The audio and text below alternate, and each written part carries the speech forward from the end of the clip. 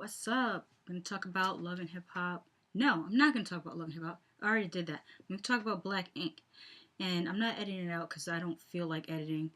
And on top of it, my iMovie is acting all janky because I have to apparently have to update it, and I can't remember my password for iTunes, even though I reset it 4 times, and then it's telling me, "Oh, you can't update because you have to use the original account that you purchased." It's all kind of crap that I'm probably gonna end up uninstalling and reinstalling and all that kind of BS. So, anyways, said a whole lot of nothing, didn't I? I'm not editing it out. Now you know I'm talking about Black Ink, and that's what it is. um, Guess first up, this girl comes walking in and she tells, what did Duchess call her?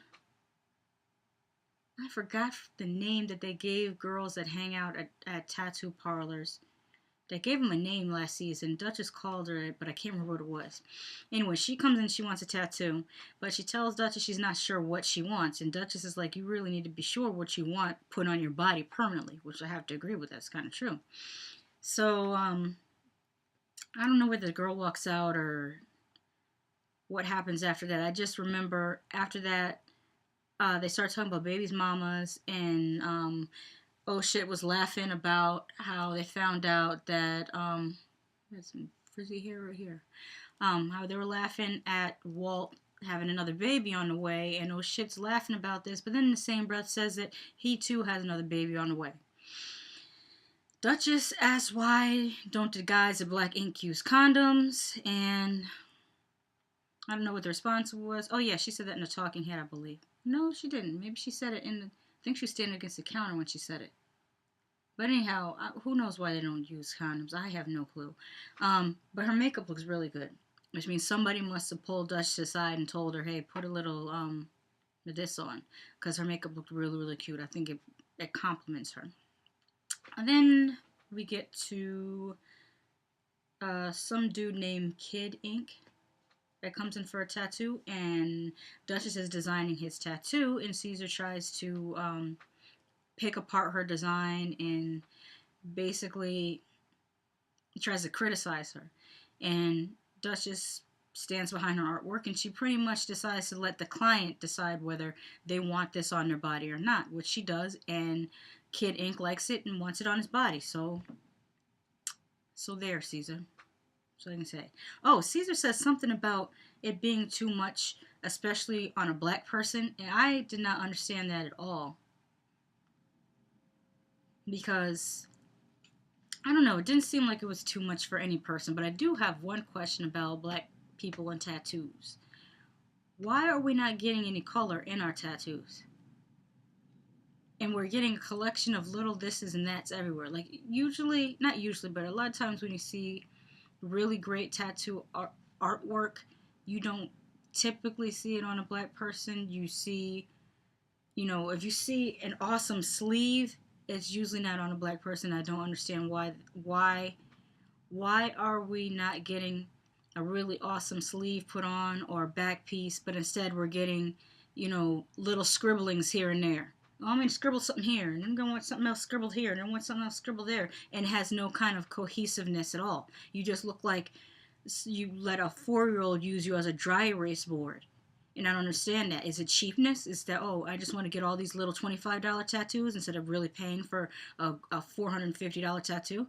Is that what it is? Is it straight cheapness? Does it cost more to get colors? Because I do understand that for some people the color may not show as strong, but I feel like it would still show. And unless you're like Wesley Snipes Brown, it may not show so much. But if you're anywhere from, I don't know, Will Smith to, I'm trying to think of who's like Vin Diesel, we'll count him. You can get color in your tattoo and it'll show. So I don't understand, why are we not getting color in our tattoos? If anybody has the answer, if you're a tatted up person, if you're a tattoo artist, and if I'm wrong, if I'm completely off base, tell me about it. But in my opinion, in my experience, what I see is that black people are not really getting nice, pieces of artwork that are filled in with some color. That's not to say that oh shit's elephant from the other day wasn't good, because that was a nice elephant. But I'm just saying, if oh shit could work in color, how much more awesome would his artwork be? And I can't say that because there's a lot of great black and white things that are not, any less black and white. Like when you watch a black and white movie, it's not any less of a movie. It's because it's not colorized. So, anyways, where was I? Oh, Walt talking about his baby mamas. He is hoping that he can have a peaceful relationship between his baby mamas. He introduces his new baby mama to the ignorance that is black ink. I don't think we know her name, but Tiffany asks about marriage, and the baby mama starts, I don't know whether she was thinking about it before Tiffany asked the question, or maybe Tiffany put a bug in her ear by asking that question, but she wants a commitment out of Walt, and Walt doesn't want a commitment, and it's pretty much pointless at that point anyways. And what I'm about to say is probably going to make people pretty mad, but it's how I feel, and I can only be honest and talk about how I feel, not how anybody else feels, and I'm not trying to win any popularity contest, but if it were me, and I even said this, I said this to my husband before we were married, when we were before we were engaged even. I said that if at some point birth control failed and I became pregnant, you have 3 weeks from the date that I found out that I'm pregnant to marry me, or there won't be no baby. That's what I said, and that's how I feel. Now, maybe some people say, oh, I don't believe in that. I don't believe in, abortion. But if it's for a religious reason, then you shouldn't believe in opening your legs either. Problem solved. But you got all these people that suddenly find Jesus after they spread their legs. Which is, I don't know, maybe I went to a different type of church, but when I was growing up, they called you a heathen and a harlot, and your child was a bastard, and both of y'all are going to hell. So, I don't know. Maybe it's a new kind of church, and in the new church, you could be all those things and then find Jesus because you decided to have the bastard child. And that, I don't know. I'm not a religious person either way. So I'm just saying that if you are trying to perpetrate that you're a religious person, don't be halfway about it, be all the way. Don't sit there and say, oh, I don't believe in abortion, but you believe in fucking around without being married. Don't be be a Christian or don't be a Christian. But don't be a half-ass Christian. Because I'm not trying to listen to you if you're a half-ass Christian. You're full of crap. Anyways, some basketball player comes in. I didn't catch the name, and I don't really follow basketball like that. Duchess is surprised that oh shit, is tall but can't play basketball, and that's kind of stereotypical because everyone thinks that everyone that is tall can play basketball, and that's not the truth. There's a lot of tall people that are not only unathletic, but some of them are downright clumsy. It's almost like when people just automatically expect that a person of color automatically can, and I just said automatically twice in the same sentence, and I didn't need to, but it's like when people assume that because a person is black that they're automatically good at sports or at certain sports. And I actually learned that lesson myself. I believe my sophomore year in high school, one of the track coaches came up to me in gym class and was like, oh, you should try out for indoor track. So I said, okay, that sounds like a good idea. I'm not doing anything really in the winter time after football season because I was a majorette. But when football season ended, there's nothing to do until springtime when, tennis started back up. So I said, I'll figure I'll go and do indoor track because that'll keep me in shape. And this guy really thought that I was going to be fast. Boy, was he mistaken. And he just kept on pushing, oh, I know you can run faster than that. No, I can't. I can't run any faster than when I'm running. And then on top of it, kept putting me in a higher heat than when I was. If I'm running a 55-meter dash in 5 seconds and some change, why you put me in a heat with people that are running in 4 seconds? Is that supposed to encourage me? No, it's not encouraging to come in fourth or second to last, whatever. I was always ahead of somebody. I never came in dead last, but it's no fun to come in second to dead last either. And then the hurdles. When it tells me some crap, oh, just step over the hurdles. I'm 5'3" and some change. The hurdle comes up to here. How the hell am I supposed to step over something that comes up to here? hell with that. What was I talking about? The basketball player. He came in and he wanted a tattoo of, I think it was his grandmother, but I got distracted by something. I don't know. I get distracted by shiny things. And Duchess and Tiffany go for a meeting with Ink Life Clothing. And Duchess's ex is there.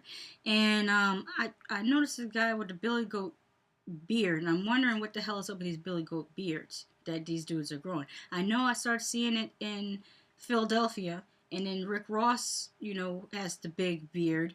And then so you see Oh Shit growing one. And who else? Sorry about the call. Oh Shit had one, and this dude that's on here has the same beard. Even freaking George Zimmerman looks like he's growing one of those damn beards. As crazy as his ass is. But I don't get what that's about. I can understand if it's a religious thing, because I have seen Hasidic Jewish guys with that beard. But why are the black dudes suddenly getting this beard? I haven't heard anyone say that it was a religious thing. Like maybe it's I haven't heard anything about Muslim dudes having to keep a beard. Or is this the black equivalent of when the hipsters get the crazy mustaches and curl it up like it's 1928 or something? I don't know. What was I talking about? Oh, Duchess in her meeting with Ink Life with her ex. And she says that Caesar's not going to be jealous because he's not a jealous person, and her ex proceeds to be completely unprofessional and off the cuff saying, oh, has he seen the pics of us on your laptop? Which, what the hell does that have to do with a business meeting with t-shirts? And she should have checked him right there for bringing that shit up even in the vicinity of a business meeting. She should have checked him right there. But anyways, Tiffany hears the exchange. She looks like she wants to wash her ears out with bleach, and I can't blame her. Then he starts saying some stuff about how they didn't get along well, but they always had sex all the time, which, again, completely unprofessional. And why the hell are you saying this here and now? I have a good answer to why he wants to say all this, or why he wanted to show up to a meeting that he wasn't even a part of to begin with, because he's not one of the co-owners of, what is it called? What are the shirts called? I just said the shirts. Ink Life.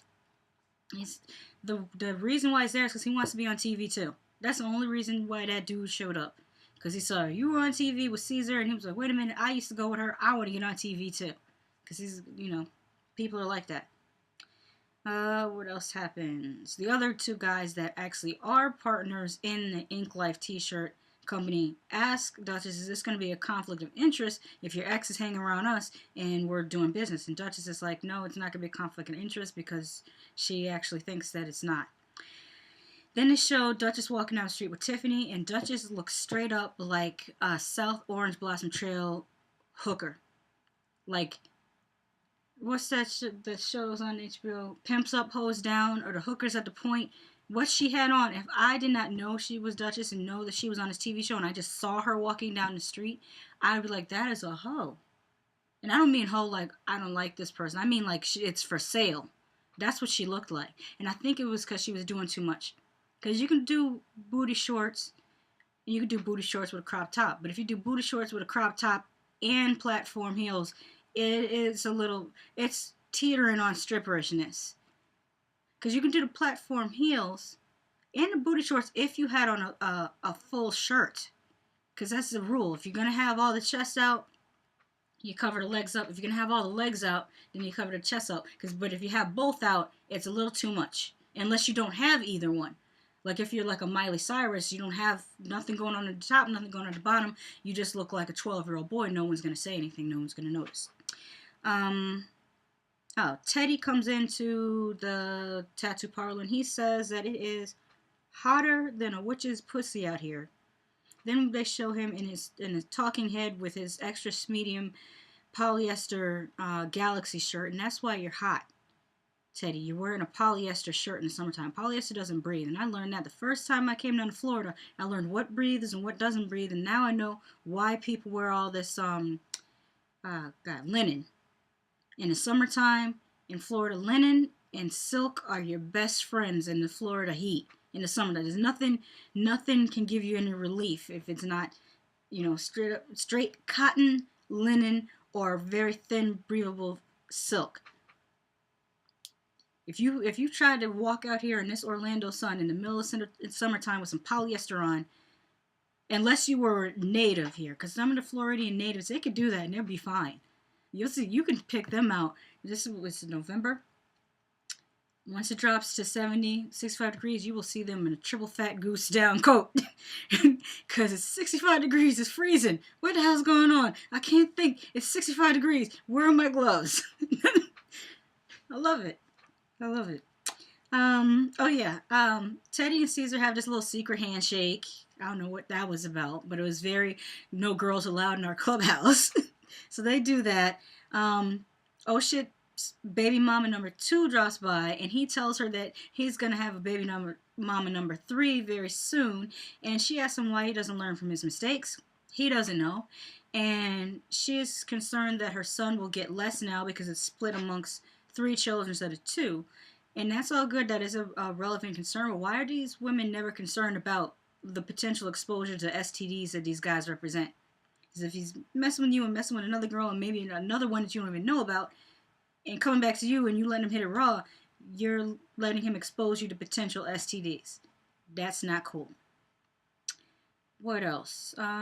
We get to see a graffiti artist, which was really nice because living down here, we don't have very good graffiti in Orlando. I mean, you Floridians get mad at me for saying it, but your graffiti is subpar and lackluster. I mean, when you see graffiti up north, it's well done. It's very, even if it's just a tag of a person's name, it's very well done. Down here, it's just sorry. It's horrible. And there's only one place where they have really good graffiti, and that's in downtown Orlando, kind of near the Paramore area. There's this big building. It's almost like a warehouse with nothing in it. And they have graffiti painted all around it. And a lot of people go down there to do photo shoots, and some people do like music video shoots there. And they actually commission artists to do the graffiti on the building, and they change it. There's one wall of the building. I don't know if they do all the walls, but I know on this one wall, they paint the whole thing black, and they change graffiti every month. So it's always something different. And it makes me wonder, did they commission artists that were from up north to come down here and do the graffiti, or maybe somebody moved down here permanently to do the graffiti? But it's really, really nice. What was I saying before? Graffiti, yeah. Oh shit, and Puma go to see his bail bondsman to ask him if oh shit can have permission to leave the state to go to Atlantic City for Puma's bachelor party.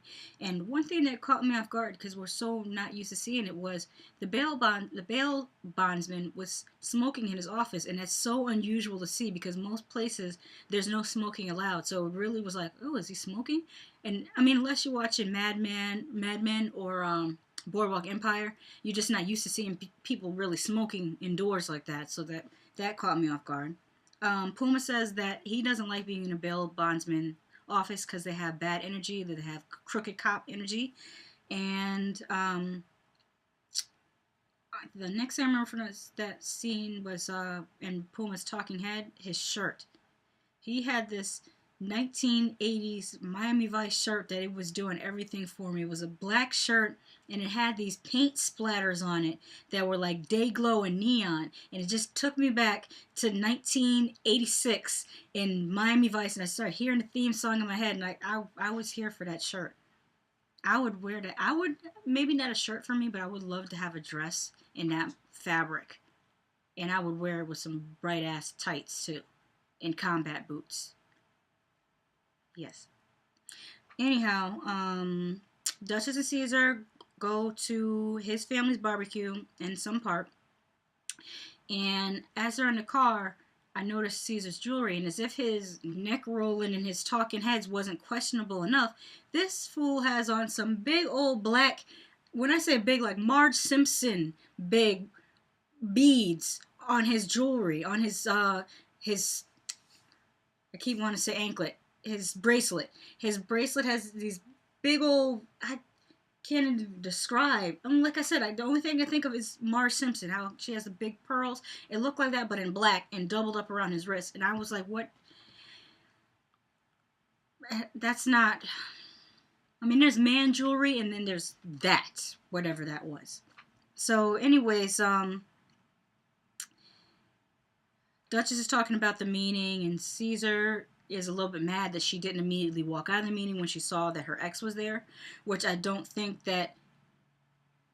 I think he was a little off base with that because the ex being there is not so much the problem. It was his behavior there. Now, if he was legitimately there as a business partner of the t-shirt guys, okay, then that's one thing. And people can conduct business with their exes. You don't have to, close up shop and run the opposite direction just because your ex is there, unless, you got some domestic abuse history and you got like restraining orders or anything like that. But in life you're gonna see an ex or two. I saw a few years ago, I saw one of my exes. He was at the DMV at the office, and I didn't turn around and leave and not renew my license because he was in the DMV. What the hell? I'm gonna go renew my license. Hi, how you doing? Good to see you. Bye. That's what you do.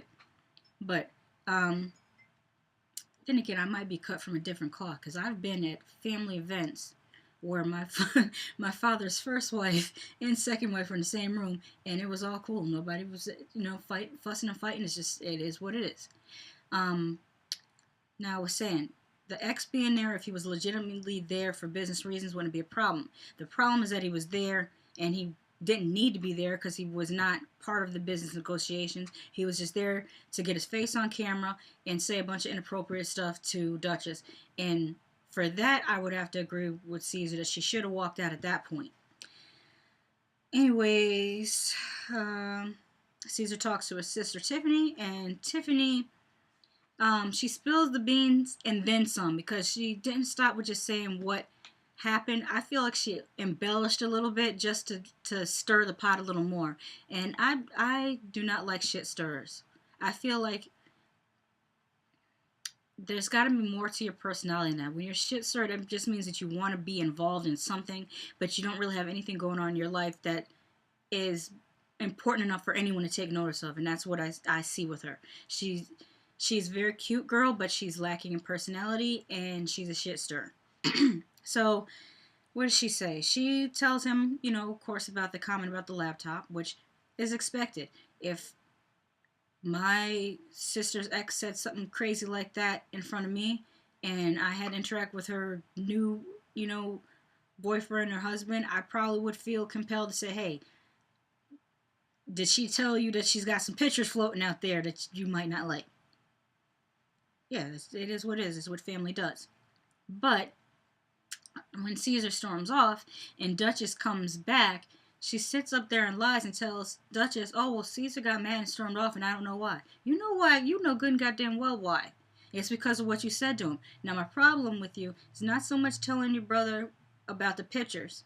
It's embellishing and telling him, oh, I think she was talking to him on the phone because he brought up something that maybe he wouldn't have known about. All that, if it's a maybe, then it shouldn't come out of your mouth because you don't know for sure, because you're saying maybe, so there's no point in you saying that. The pictures things, I can see you saying that. Third, don't lie to Duchess and say you don't know why he stormed off. Grow some ovaries, be a woman and say, he stormed off because I told him about the pictures and he got upset about the pictures. That's what you're supposed to do. If you're an adult woman or man, own your shit. Or as, what did Justin J said? Stand firm in your shade. Hi, Justin. Love you. Anyways, she should have just been straight up and said, yeah, I said it, and this is how I said it, and this is why I said it. And that's how you're supposed to be as an adult. But we're dealing with Black Ink Crew, not adults.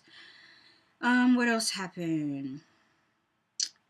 Oh, Duchess goes to talk to Caesar's brother, Todd, and he questions her loyalty. And I don't really like Todd anyways. There's something about him that he's just so bitter. He just gives me bitter bitch-assness. And I don't know what he's bitter about, but he just seems bitter. Like anything you ask him about, he's going to be negative. You could be like, Todd, do you want to go swimming in the pool? And he'll be like, I don't know. It's sunny out and there might be a cloud that passes, so fuck the pool. That's the type of personality he's giving me. And I don't know. Even though I don't like Duchess and I feel like, somebody needs to be rude to her. I got enough of that with the photographer. Now that was in the right way. I feel like the photographer handled it the right way. Todd is just being a bitter bitch, and I don't know why. Anyways, speaking of that, just the fact when I was trying to remember his name, Todd. Why are there so many duplicate names on these reality shows? You got a Todd on Black Ink, and you got a Todd on Atlanta Housewives, and you got an Erica. You got two Ericas on. You got Erica Mena and Erica Jean on Love and Hip Hop New York, and then you have another Erica on Love and Hip Hop Atlanta. Then you have a Peter on Love and Hip Hop New York, and another Peter on Real Housewives Atlanta. And then you have a Rashida in Love and Hip Hop Atlanta, and then another Rashida in Love and Hip Hop New York. And I'm just wondering, what's the deal with these repeated names? They're just more than coincidental. Duchess starts crying and gives this Tyler Perry soliloquy, and it says something about being in love for the first time and then having heart surgery. And I still didn't care. Yeah, so I guess the end of it happens, and all I can say is I don't like Tiffany. I feel like she's full of crap, and she's two-faced, and I don't like two-facedness. It's bad enough to be a run-tell that, but it's even worse to be a run-tell that and be two-faced. Yeah, I said faced it, not faced. Faced it, that's what we say. At least that's what I say. That's it for Black Ink. Bye.